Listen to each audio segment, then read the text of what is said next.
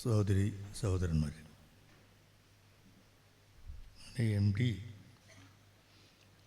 പോയി കഴിഞ്ഞിരിക്കുകയാണ്.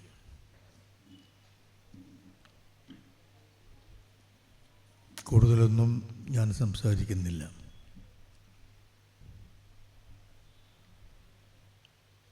മൂന്ന് തലമുറ വായനക്കാരെ ഒരേ അളവിൽ ആസ്വദിപ്പിച്ച രചനകളാണ് MD രചിച്ചത്. അദ്ദേഹം കൈവെക്കാത്ത സാഹിത്യ മേഖല ഒന്നുമില്ല. നോവലുണ്ട്, കഥയുണ്ട്,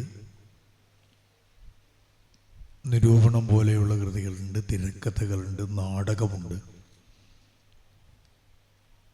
എല്ലാ മേഖലകളിലും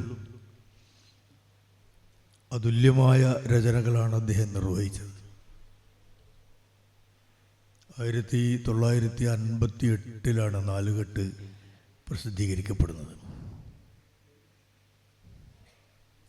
ഒരു പഴയ നാലുകെട്ടിനെ നിലനിർത്തുന്നതിന് വേണ്ടിയല്ല, അതിൻ്റെ കണ്ടന്റിനെ പറ്റിയാണ് പറയുന്നത്.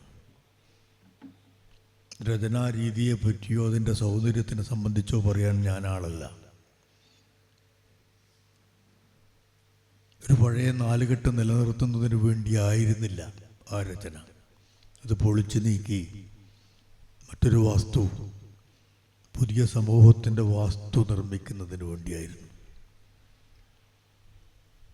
അസുരവിത്തും കാലവും, രണ്ടാം മൂഴവും, വാരണാസിയും, ഈ നോവലുകളെല്ലാം തന്നെ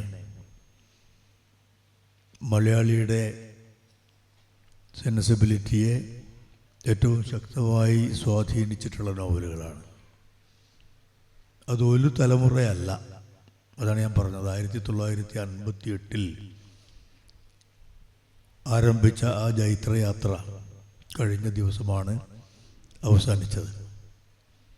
അദ്ദേഹം കൈവെക്കാത്ത മേഖലകളില്ല എന്നും ഞാൻ പറഞ്ഞു. ചലച്ചിത്രം, നിർമാല്യം പോലെയുള്ളൊരു സിനിമ ഇന്ന് നിർമ്മിക്കാൻ കഴിയുമോ എന്നുള്ള കാര്യത്തിൽ MD തന്നെ സന്ദേഹം പ്രകടിപ്പിക്കുകയുണ്ടായിട്ടുണ്ട്.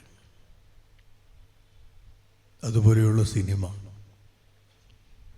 മറ്റനേകം സാഹിത്യശാഖകൾ, അതിലൊക്കെ സ്വന്തം വ്യക്തിമുദ്ര പതിപ്പിച്ചു. സമൂഹത്തിലുണ്ടാവുന്ന സംഭവങ്ങളോടും ഏറ്റവും ഫലപ്രദമായി പ്രതികരിച്ചിരുന്നു MD എന്നുള്ളതാണ് വസ്തുത.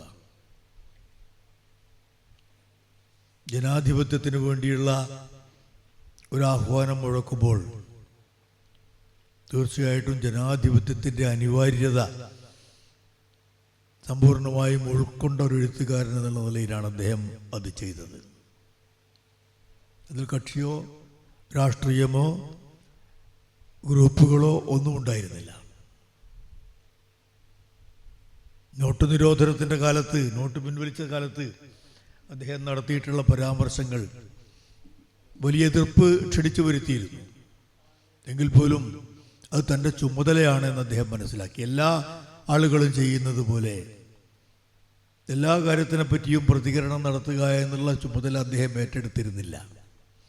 ഏറ്റവും പ്രസക്തമായ, തനിക്ക് ഏറ്റവും പ്രസക്തമാണെന്ന് തോന്നിയിട്ടുള്ള കാര്യങ്ങളെ സംബന്ധിച്ച് അതിശക്തമായി അദ്ദേഹം പ്രതികരിച്ചിട്ടുണ്ട്. മാതൃഭൂമി MD പതിപ്പിൽ ശ്രീകുമാർ എഴുതിയിട്ടുള്ള ലേഖനം അതാണ് കാണിക്കുന്നത്.